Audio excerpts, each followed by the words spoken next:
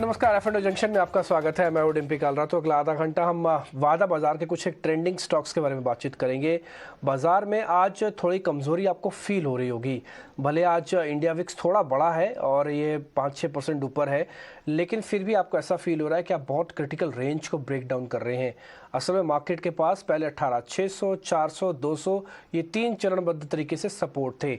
600 एक दिन में चला गया, 400 को जद्दोजहद चलती रही, लेकिन आज मार्केट सेकंड टाइम है जब 18,200 को टेस्ट करने के लिए उतरा। और अगर आज इंट्राडे की बात की जाए तो ये थर्ड टाइम है जब मार्केट आज इंट्राडे में वापस से टेस्ट कर रहा है कि 18,200 को ब्रेक कर दे। बैंक निफ्टी के लिए 43,000 बहुत इंपॉर्टेंट है, जिस पे भी ट्रेड कर रहा है। आप अपने स्क्रीन पर समय जो मार्केट ब्रेड देख पा रहे हैं ना, इसी से आपको अंदाजा लग जाएगा कि आज बाजार के अंदर जहां भी जिस भी सौदे को आप देख रहे होंगे वो थोड़ा आपको खराब दिखेगा। 43,000 पे डॉट बैंक निफ्टी स्पॉट चल रहा है। और इसी तरह से अगर आप निफ्टी का डाटा दिखाएंगे तो आपको दिख जाएगा वहाँ पे 18,200 के इर्द गिर्द हम घूम रहे हैं। ये दोनों लेवल टूटने पर एक fresh round of selling market के अंदर आ सकती है। 5 बड़ी बातों से कार्यक्रम की शुरुआत कर रहे हैं। फिर आज के मेहमान होंगे प्रशांत सावंत, जो आपको ये बताने वाले हैं कि निफ्टी बैंक निफ्टी पे आपको करना क्या है। अलग अलग स्टॉक्स और ऑप्शंस के बारे में भी जानकारी लेंगे। 18,200 का अहम सपोर्ट बचाने की कोशिश में करता हुआ निफ्टी, आज क्लोजिंग बहुत इंपॉर्टेंट है। क्लोजिंग कितना इससे ऊपर आके करते हैं वो आपकी मार्केट में शॉर्ट कवरिंग तय करवाएगा। अगर बहुत ऊपर रहे तो स्पीड से शॉर्ट कवरिंग है, अगर नहीं ऊपर रहे तो फिर कम होगी। निफ्टी के 50 में से 49 शेयरों पर दबाव है। आज हमने सुबह भी आपके सामने बात रखी थी कि मात्र अदानी एंटरप्राइजेज और एक्सिस बैंक था उस समय, तो वो शेयर हरे निशान में थे और 48 शेयर मार्केट को कमज़ोर कर रहे थे। अगर आज देखें तो पूरा मार्केट ही आज दबाव में है। इंट्राडे में बैंक निफ्टी 43,000 के नीचे अभी फिसला, अभी आपने देखा भी था, और अभी 43,000 के आसपास आके ट्रेड कर रहे हैं। रियल एस्टेट और मेटल के शेयरों में परसेंटेज में ज़्यादा बिकवाली है। बिकवाली तो सभी सेक्टोरल इंडेक्स में है, बट परसेंटेज में जहाँ पे ज़्यादा सीवियरनेस दिख रही है वो रियल एस्टेट और मेटल शेयर्स हैं। इंडिया विक्स आज करीब 10% ऊपर है।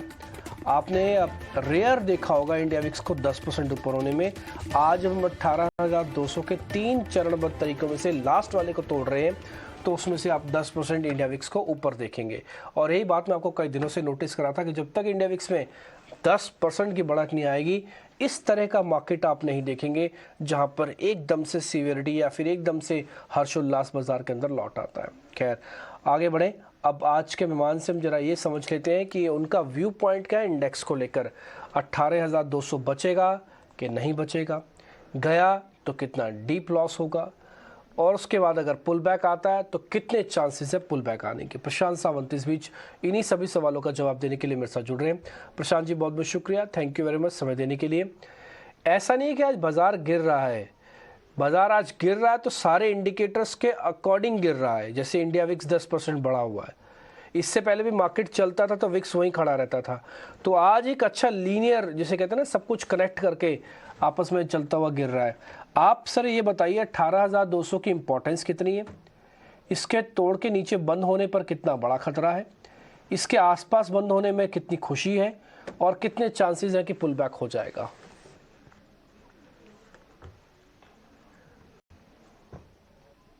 जी डिम्पी जी, गुड आफ्टरनून और सभी दर्शकों को नमस्कार। तो एक जो राय थी हफ्ते की शुरुआत से कि 18,500 की तरफ अगर पुल बैक आए तो वहां से एक बिकवाली आ सकती है, वो एक बड़ा रेजिस्टेंस बन सकता है। बिल्कुल उसी तरह से मार्केट रिएक्ट कर रहा है। तो मुझे हैरानी बिल्कुल नहीं हो रही, क्योंकि ये एक्सपेक्टेड था कि इस तरह की मूव आए। अब आगे क्या करना होगा, तो नॉर्मली मुझे लग रहा है कि मैं निफ्टी पे अभी हम अगर फ्यूचर्स को देखें तो 18,264, 260 इस जोन में है। मैं यहाँ पे एक छोटी रिस्क लेना चाहूंगा, क्योंकि हम एक सपोर्ट जोन पे हैं। मैं कभी भी कोई भी ट्रेड लेता हूं तो सिर्फ रिस्क रिवॉर्ड को देखता हूं, ना कि एक ओवरऑल व्यू को। पहले तो अगर मैं बड़े टाइम फ्रेम पे जाऊं, यानी डेली की जगह मैं अगर वीकली पे जाऊं, तो डेफिनेटली ट्रेंड इंटैक्ट है। हम हायर टॉप्स हायर बॉटम बना रहे हैं, और मुझे लग रहा है कि अभी हम अगर दोपहर के सत्र में फ्यूचर्स में 18,300 क्रॉस कर जाए, यानी जस्ट यहाँ से 40 पॉइंट दूर, तो 18,300 के ऊपर हम निफ्टी फ्यूचर्स में बाय कर सकते हैं। स्टॉप लॉस हम रखेंगे 18,190 पे, यानी करीबन 100 पॉइंट की रिस्क होगी। और वहां से हम टारगेट रख सकते हैं करीबन 18,450 से लेके 475 में। एक पुल बैक एक्सपेक्ट कर रहा हूं, और इस पुल बैक को मैं एक रिस्क रिवॉर्ड के जरिए ट्रेड करना चाह रहा हूं। इसीलिए निफ्टी फ्यूचर्स पे कंडीशनल 18,300 के ऊपर बाय, 18,190 का स्टॉप लॉस और 18,450 से लेके 470 का टारगेट वो टारगेट आने पे मेरी क्लियर राय होगी कि मैं प्रॉफिट बुक करूंगा। फिलहाल मैं कोई बड़े टारगेट्स निफ्टी पे बुलिश साइड में एक्सपेक्ट नहीं कर रहा हूँ। तो ओवरऑल मेरी निफ्टी पे ये राय होगी कि मैं इस सपोर्ट का फायदा लेके जस्ट थोड़ा ऊपर एक बाय ट्रेड इनिशिएट करूंगा, जो कि कंडीशनल हो। ओके ठीक है, कंडीशनल होगा। आप ना एक बार जरा इस प्लेट को यहीं पे रखिएगा। इसके अंदर 261 आपको दिख रहा है, 300 के ऊपर प्लस करना है। अब आपको सारी प्लेट बन के आएगी, जब नहीं उसके अंदर टारगेट स्टॉप लॉस लिखा आएगा। 18,300 के ऊपर आपको फ्यूचर्स, हाँ फ्यूचर्स आपको प्लस करने होंगे। आपका टारगेट होगा 450 से 470। आपका स्टॉप लॉस होगा 18,190 के नीचे, यानी कि 200 के जस्ट नीचे। तो आपके लिए रिस्क रिवॉर्ड जस्टिफाइड है। क्या आपको पुल बैक खेलना चाहिए, नहीं खेलना चाहिए सपोर्ट पे? तो उसका जवाब है हाँ। कैसे लेना चाहिए? 300 के ऊपर फ्यूचर्स आ जाए अभी, अभी तो आप 30-40 पॉइंट का फ़र्क है। एक और बात, उसके ऊपर कितनी तेज़ी मिलेगी? 150 पॉइंट की। तो आप अपने हिसाब से वैसे ही सौदा बना के चलेगा। मैं इसके लिए थोड़ा सा और टफ कर देता हूँ सर आपके लिए। मैं फ्यूचर्स नहीं लेना चाहता, मैं ऑप्शन लेना चाहता हूँ। तो क्या मैं एट द मनी वाली 18,200 की कॉल ले लूँ सर? ये कल की एक्सपायरी है, 22 तारीख की, परसों की माफ़ कीजिए। रेट आ रहा है 107 रुपये का। आप मेरे को बताइए कि मैं इसको प्लस कर लूँ। ये पिछले 10 बजे से लेके अभी 12 बज चुके हैं, 2 घंटे में 2 रुपये भी नहीं हिली है, यहीं चल रही है 105-107 पे। जी डीपी जी, कोई ऑप्शन के जरिए करना, ऑप्शन हमें कब लेना चाहिए? जब मोमेंटम हो। सपोर्ट से बाय करते हुए नॉर्मली ऑप्शंस नहीं लेते, बट काफी बार ये होता है कि कोई लोग ऑप्शंस में पार्टिसिपेट करना चाहते हैं। तो अगर आप इस कॉल को पार्टिसिपेट करना चाहते हो, हालांकि मेरी राय नहीं होगी ऑप्शन से ट्रेड करने को, क्योंकि ब्रैकेटेड मार्केट है, रेंज बाउंड मार्केट है। इसमें ऑप्शंस बेचना अच्छा तरीका होता है, बल्कि ऑप्शन खरीदना। तो अभी ये 107 चल रहा है। यहाँ पे जस्ट एक छोटा सा स्टॉप लॉस आप 84 का रखिए, करीबन 20 पॉइंट, और आप बाय कर सकते हो। टारगेट आप रख सकते हो यहाँ से करीबन 160 से लेके 165 का, बट 84 स्टॉप लॉस आपको स्ट्रिक्टली फॉलो करना होगा। ये ब्रेक हो जाए आप निकल जाइए, क्योंकि ये कोई स्ट्रॉन्ग ऑप्शंस का सेटअप नहीं है। बट बिल्कुल आप अगर एक स्टॉप लॉस रखें तो ऑप्शंस के जरिए भी ट्रेड कर सकते हो। ठीक है, ये 107 108 वाली हम इसलिए पता करवाना चाहते हैं। मान लीजिए किसी के पास फ्यूचर्स लेने के भी पैसे ना हो, फ्यूचर्स ना लेना चाहता हो, अभी पोजीशंस को होल्ड करके बैठा हो, वो लीवरेज में पैसे खर्च कर रहा हो, तो आपके पास फिर भी अगर इंडेक्स के पुल बैक को प्ले करना है तो कर सकते हैं। ऑप्शंस का पहला ही नियम होता है कि उसके अंदर वॉलिटिलिटी होनी चाहिए। अगर वो सुस्त मार्केट का है तो ऑप्शंस वो है ही नहीं। ये तो पहला प्रिंसिपल है बेसिक ऑप्शंस का। ऑप्शंस बने हुए हैं तत्काल आओ तत्काल चले जाओ, ऑप्शंस रखने के लिए नहीं होती हैं। बट फिर भी अगर आप इसको प्ले करना चाहते हैं, आपके पास फ्यूचर्स को लेकर रिस्क ज़्यादा है, आपकी पोजीशंस काफ़ी फंसी हुई हैं, तो इसलिए आप ये कॉल भी कन्वर्ट कर सकते हैं। हमने जानबूझ के एट द मनी लिया। चाहते 400 पे जाना है तो 400 की कॉल लेते, 200 तक नीचे चले जाते तो 100 की भी ले लेते, वो आपके लिए यूजलेस हो जाएगी। इसलिए जहां खड़े हो वहीं की कॉल पकड़ो। 107 108 रुपये में आसपास 160 रुपये का आपका टारगेट हो जाएगा। 84 का पक्का स्टॉप लॉस भी रख लेना। सर बैंक निफ्टी पे व्यू दोगे आप प्रशांत जी? जी बिल्कुल डिम्पी जी, बैंक निफ्टी पे मुझे लग रहा है कि अभी हम करीबन फ्यूचर्स की बात कर रहा हूँ, 43,150 पे है। यहाँ थोड़ा मतलब काफी दिनों बाद यहाँ पे मुझे थोड़ा वीकनेस नजर आ रहा है। तो जब तक बैंक निफ्टी के फ्यूचर्स, दो तरीकों से आपको राय दूंगा। एक तो जिनके पास पोजीशन हो वो बहुत स्ट्रिक्टली स्टॉप लॉस रखे 42,990 फ्यूचर्स में, यानी जस्ट 43,000 के नीचे। अब तक जो लो बना है वो 43,050 का बना है करीबन, तो उससे थोड़ा 30-40 पॉइंट नीचे, क्योंकि 43,000 अगर फ्यूचर्स में ब्रेक होता है तो आपको एक बार निकलना होगा। फ्रेश पोजीशन जो लेना चाहते हैं लॉन्ग साइड पे, तो मेरी ये राय होगी कि एक बार फ्यूचर्स को यहां से 150 पॉइंट यानी 43,300 क्रॉस करने दीजिए, तब डेफिनेटली थोड़ी कन्विक्शन आ जाएगी एक फुल बैक की, और 43,300 के ऊपर आप बाय कर सकते हो। स्टॉप लॉस आप रखेंगे 43,050, करीबन 250 पॉइंट आपकी रिस्क होगी, यानी आधा %। और यहां से आप टारगेट रख सकते हो करीबन 43,600 से लेके 650 तक का, जो कि एक डिसेंट रिस्क रिवॉर्ड होगा ऐसे तरीके के मार्केट में। फिलहाल मुझे लग रहा है सिर्फ डाउन साइड आप कैप कीजिए, और अप साइड जैसे मैंने कहा 43,300 के ऊपर आप डेफिनेटली ध्यान रख सकते हैं। ठीक है। वैसे प्रशांत जी एक बात बताऊं, जैसे आप भी अपने कार्यक्रम में जुड़े हैं उसके बाद से थोड़ा निफ्टी के अंदर दम तो आया है। मैं एक बार आपको वापस से स्पॉट निफ्टी दिखाता हूं। अभी हम टेस्ट करने के लिए चले गए थे, 202 का लो बना, 18,202 का लो, और अभी स्पॉट निफ्टी आ गया है वापस से 18,243। तो तो इसका मतलब थोड़ा सा तो ऊपर आया। और जिस ऑप्शंस की हम बात कर रहे थे 18,200 वाली, उसकी कीमत अब 107 से 114 115 तो हो भी चुकी है। लेकिन हम एक्सपेक्ट करते हैं कि अगर आप ऑप्शंस की जगह फ्यूचर्स लेंगे तो ज़्यादा फ़ायदा होगा। या आप निचले स्तर पे हल्की हल्की बाइंग देख पा रहे होंगे। कन्विक्शन कम है बट ठीक है, फिर भी काम बन जाना चाहिए आपका। आगे बढ़ते हैं, बैंक निफ्टी का डाटा आपकी स्क्रीन पर आ जाएगा। आपने नोटिस कर ही लिया होगा, निफ्टी और बैंक निफ्टी में पुल बैक खेलने का समय है। खासकर निफ्टी में ज़्यादा अट्रैक्शन दिख रहा है क्योंकि थोड़ा स्लाइड यानी कि टूटा भी ज़्यादा हुआ है।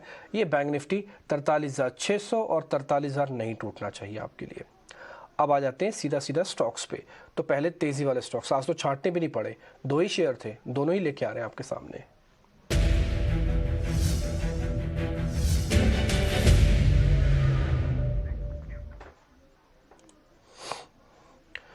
सुबह से ही चल रहा है अदानी एंटरप्राइजेज। उसकी एक अच्छी बात यह है कि उसकी कल की क्लोजिंग अच्छी थी, आज की ओपनिंग अच्छी है। तो दोनों ही दिन के अंदर, जब बाजार कल चल रहा था तब भी खुशी में था, आज बाजार जब टूट रहा है तब भी ये खुशी में है। आज इसका भाव 4100 भी दिख गया।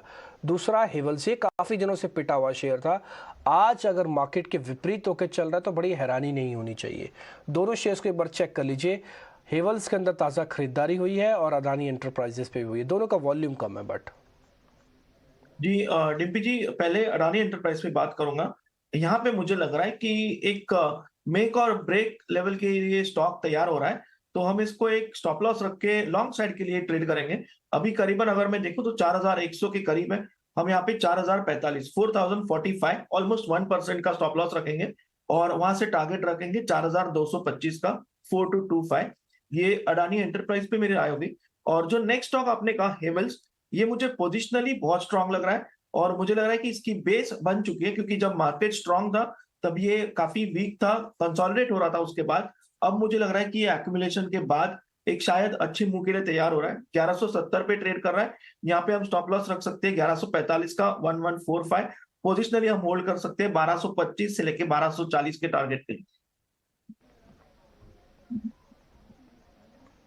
ठीक है। तो आपने दोनों ही ट्रेड कंफर्म कर दिए, यानी कि दोनों पे आप कह रहे हैं कि सौदा बनाया जा सकता है। अदानी एंटरप्राइजेस 4225, 4,045 का स्टॉप, और दूसरा हेवल्स है 1225। तो 4225 और 1225 दोनों के टारगेट आपकी स्क्रीन पर। 1145 का आपका स्टॉप लॉस हो गया हेवल्स का। उम्मीद तो करते हैं कि मार्केट के अंदर जो पुल बैक थोड़ा भी देखने को मिल रहा है ये आपके काम आ जाएगा और स्विंग में ही आप अपने प्रॉफिट्स बना पाएंगे। मार्केट का अभी भी सुपर ट्रेंड तो है, बुलिश ट्रेंड तो है, बट ठीक है, फिर भी कई बार साइडवेज से दबाव आता है, वो टिपिकली आज मार्केट के अंदर विजिबल हो रहा है। इसलिए जिनको जो स्मार्ट ट्रेडर है उनके लिए ठीक दिन है आज, लेकिन जो थोड़ा पैसिव ट्रेडर हैं, थोड़ा डर डर के काम करते हैं, उनके लिए आज दिन उतना ठीक नहीं है। थोड़ा सा देखभाल के आप ट्रेड कीजिएगा। वॉल्यूम कम रखेंगे तो बहुत सारी प्रॉब्लम से बच जाएंगे। आगे बढ़ते हैं, शॉर्ट कवरिंग के 2 शेयर आपको और बताते हैं, एबीबी और एयू स्मॉल फाइनेंस। ये दोनों शॉर्ट कवरिंग के शेयर हैं। कल एबीबी के स्ट्रक्चर को देख के ऐसा लग रहा था कि ये ज़ोरदार गिर सकता है, हमने कल चेक भी किया, लेकिन आज मार्केट की गिरावट में विपरीत हो गया। तो पहला पॉइंट यहीं जीत लिया इसने। दूसरा एयू स्मॉल फाइनेंस, इसके अंदर रुक रुक के बाइंग आ रही है। बैंकिंग के सबसे लास्ट वाला जो पखवाड़ा होता है उसके अंदर बाइंग में एयू स्मॉल फाइनेंस भी आता है। प्रशांत जी, दोनों शेयर्स को चेक कीजिए। डिम्पी जी, दोनों ही स्टॉक्स पुल बैक कर रहे हैं, बट अगर मैं इनका डेली चार्ट ओपन करूं तो मुझे क्लियरली दिख रहा है कि एबीबी वीक है। एक जो सपोर्ट तोड़ा था उसको वो जाके रिटेस्ट कर रहा है, तो हो सकता है रेजिस्टेंस की तरह काम कर दे। तो मैं एबीबी को छोड़ना चाहूंगा। डेटा भले ही पॉजिटिव हो, ओवरऑल स्ट्रक्चर मुझे अभी तक कन्विंसिंग नहीं लग रहा है। और उसी के सामने मैं जब एयू बैंक देखता हूं तो मुझे दिख रहा है कि एक डिसेंट मूव के बाद इसने डिप ली हुई है। तो यहाँ पे मैं बाइंग के लिए डेफिनेटली रेडी रहूंगा। करीबन अभी ये 678 के आसपास काम कर रहा है, 675-80 के बीच में। तो यहाँ पे हम स्टॉप लॉस रख सकते हैं 664 674 का 664 का। और यहाँ से जो टारगेट हम रखेंगे वो करीबन 695 का रख सकते हैं, जो कि काफी बार इस स्टॉक के लिए मेक और ब्रेक लेवल रहा है। 1:2 ऑलमोस्ट रिस्क रिवॉर्ड है। मुझे लग रहा है ये एक अच्छे लेवल पे बाय करने के लिए स्टॉक है। इस मार्केट में भी काफी स्ट्रेंथ दिखा रहा है। ठीक है, तो एबीबी छोड़ो, एयू पकड़ो। तो ये आपका इस समय का शेयर है। एयू स्मॉल फाइनेंस 695 का टारगेट, 664 का स्टॉप लॉस। सौदे कम रखिएगा, वॉल्यूम कम रखिएगा। ये मैं इसी कार्यक्रम में आज नहीं बल्कि 5 दिन 6 दिन से बता रहा हूँ।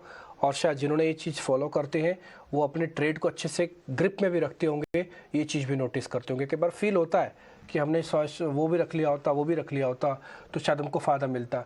मान लीजिए अगर वो रख लिया होता और वो उल्टे हो गए होते तो आप सोचिए कितने बड़े लॉस में भी होते। तो इसलिए वादा की यानी F&O का सबसे पहला ही नियम ये है कि जिसको आप हैंडल कर सकते हो उसी में आप काम कीजिए। आगे बढ़ते हैं, अब जरा मंदी वाले शेयर्स की तरफ बढ़ते हैं। शॉर्ट कवरिंग के शेयर्स हो गए, ताज़ा खरीदारी होगी, निफ्टी बैंक निफ्टी हो गई। मंदी वाले शेयर आपकी स्क्रीन पर आएंगे।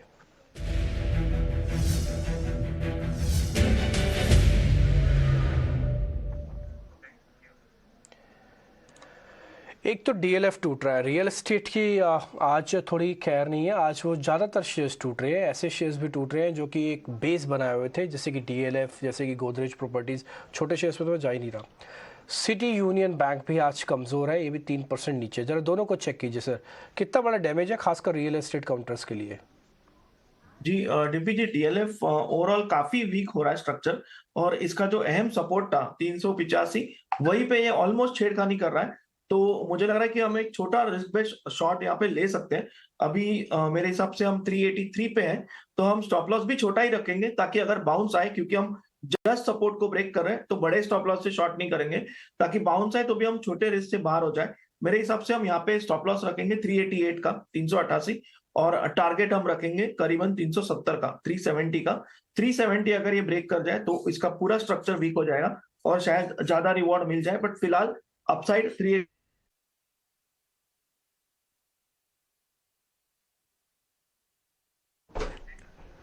ठीक है, तो अभी आपसे वापस से कनेक्ट करते हैं। आप थोड़ा नेटवर्क का प्रॉब्लम आ गया था, लेकिन आपकी बात बिल्कुल ठीक है। DLF के अंदर अगर ट्रेड लेना है तो स्टॉप लॉस को थोड़ा सा डीप कर लेते हैं हम, और 386 के स्टॉप लॉस के साथ 370 का टारगेट देते हैं। तो DLF अभी वीक काउंटर है।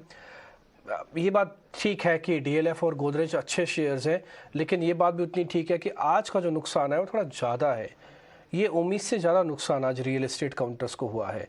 खैर, इस बीच जो मार्केट के अंदर धीरे धीरे रिकवरी आ रही है, उसमें मैं एक बार आपको IT कंपनीज वापस दिखाना चाहूँगा। नीचे हमारी टिकर टीम ने भी चलाया recovery from days lows. TCS को वो जहाँ पे खुला था वहाँ से ऊपर और आ गया, यानी कि आज 8 रुपये कल के प्राइस से ऊपर है। आप एक काम और कीजिए, ज़रा दिखा दीजिए इन्फोसिस भी। एक काम कीजिए, आप ज़रा दिखाइए SCL टेक, विप्रो। क्या ये सारे के सारे शेयर ऊपर आ रहे हैं या फिर वन ऑफ है कि TCS के अंदर ही ऐसा होता हुआ दिख रहा है? अभी तक जो मेरे पास जानकारी उसमें सिर्फ TCS है और एक अदानी एंटरप्राइज है, बस। और तो कोई ऐसा शेयर हमको नहीं दिख रहा। क्या प्रशांत जी वापस से हमारे साथ लौट चुके हैं? प्रशांत जी, आपकी बात पूरी होगी ना DLF पे?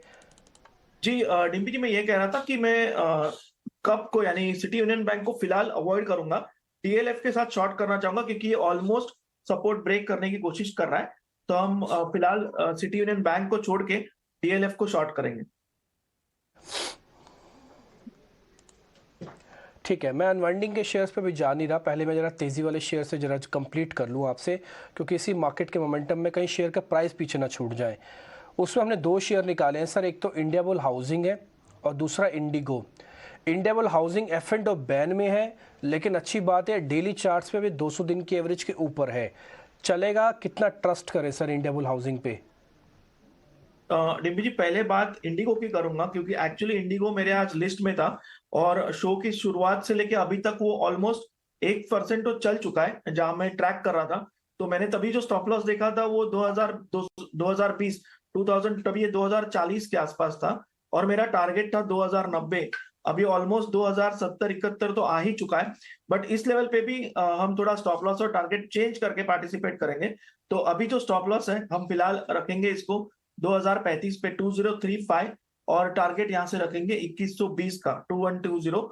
मुझे लग रहा है कि वीक मार्केट में ये एक स्टॉक है जो काफी स्ट्रेंथ दिखा रहा है, तो definitely Indigo strong buying list में जाता है, और ये मेरे भी लिस्ट में था। तो थोड़ा स्टॉप लॉस और टारगेट रिवाइज करके डेफिनेटली अभी भी बाय करेंगे। ठीक है सर, इसको कर देते हैं 2130 कर देते हैं। 2035 आपका स्टॉप लॉस ले लिया हमने। टारगेट भी आपके सामने ही चेंज हो जाएगा, 2120 कर दो टारगेट। और आप इंडिगो तो बाय करने के लिए कह रहे हो। अच्छा सर, फिर लगे हाथ एक काम करो ना, आप हमको बाद में बता देना इंडियाबुल हाउसिंग के बारे में, पहले अपनी शेयर्स कंप्लीट ही कर लो। आप आपका से एक ऑप्शन का सौदा होगा वो भी बता दो, पता लगे वो भी निकल गया हाथ से। जी, तो डिम्पी जी, पहला स्टॉक जो मेरा था वो इंडिगो था, जो तभी 2040, अभी ऑलमोस्ट वो चल रहा है मेरा। अभी मैंने टारगेट चेंज कर दिए, तब मेरे टारगेट 2090 के थे। अब नेक्स्ट स्टॉक जो मेरा है वो है बलरामपुर। मुझे लग रहा है कि ये सेक्टर स्ट्रांग है, उसके बाद ये स्टॉक डिप लेके शायद एक डिसेंट मूव के लिए तैयार हो रहा है। तो यहाँ पे 584 584 का स्टॉप लॉस रखेंगे और 620 का टारगेट रखेंगे, 620। और जो ऑप्शंस की कॉल मेरी होगी, वो एक स्टॉक जो वीक हो चुका है वो है एशियन पेंट्स। तो मैं एशियन पेंट्स की 3050 की पुट ऑप्शन दिसंबर की, 3050 स्ट्राइक प्राइस पुट ऑप्शन, ये लेना चाहूंगा। मेरा स्टॉप लॉस होगा 33 का और मेरा टारगेट होगा 70 का, 70। अच्छा, एशियन पेंट्स के आप पुट ले रहे हैं, यानी कि मंदी आप पकड़ना चाह रहे हैं। 70 रुपये का आपका टारगेट है, 33 का स्टॉप लॉस है। एशियन पेंट की जो स्ट्राइक है ना, उसको चेक कर लो आप, 3050। सर ये क्या रेट मिलेगी? 42 रुपये अभी मिल जाएगी ना, 42 रुपये में? जी, करीबन 42 के आसपास। ठीक है, डन। 42 के आसपास आपको मिल जानी चाहिए। और इसकी जो एक्सपायरी है वो आपको मिलेगी 29 तारीख की, बड़ी वाली एक्सपायरी है। और शेयर्स के अंदर छोटी एक्सपायरी नहीं होती, वो इंडेक्स के अंदर ही रहती है। आपके तीनों सौदे हो गए सर पूरे। एशियन पेंट के आप पुट कह रहे थे, आपने कहा एक बार बलरामपुर चीनी था आपकी लिस्ट में, आपकी लिस्ट में था इंडिगो। अब आपको सर पूरा करना है इंडियाबुल हाउसिंग के बारे में। ये 200 दिन की एवरेज के ऊपर डेली चार्ट्स के अंदर स्ट्रॉन्ग दिख रहा है, लेकिन एफ एंड ओ बैन में है। 4000 का लॉट साइज है। फ्यूचर कोई ना ले कृपा करके, पेनल्टी लग जाएगी। कैश में बता दीजिए सर। जी, मैं कैश में ही इसके बारे में बात करना चाह रहा हूँ, क्योंकि जो आपने बात कही वही मेरे भी नजर में आई है कि ये काफी दिनों बाद 200 दिनों के एवरेज के ऊपर ट्रेड कर रहा है। हालांकि जो तरीके की प्राइस एक्शन हो रही है ज्यादा कन्विंसिंग नहीं है, फिर भी हम इसमें पार्टिसिपेट करेंगे। इसमें 155 बहुत बड़ा रेजिस्टेंस है, इसके ऊपर ये बहुत अच्छा मोमेंटम दिखा सकता है। फिलहाल ये 152-53 के बीच में काम कर रहा है। हम जो स्टॉप लॉस है उसको कैप करेंगे 142 पे, 142।